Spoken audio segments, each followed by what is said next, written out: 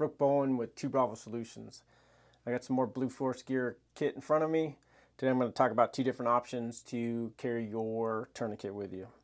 First one is the Tourniquet Now holder.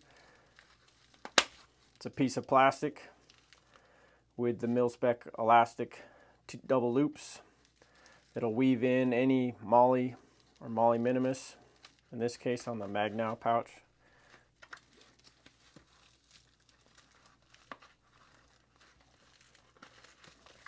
Securely holds there, sitting on the front of your kit. The other version is the Hammock. Again, mil-spec elastic with the Ultra Comp behind it.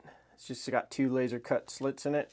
It'll attach to any MOLLE loop or pouch. So this time I got it sitting above it, but it can mount below it as well.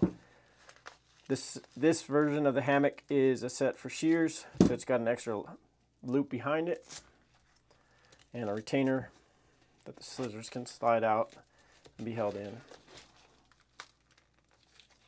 So again,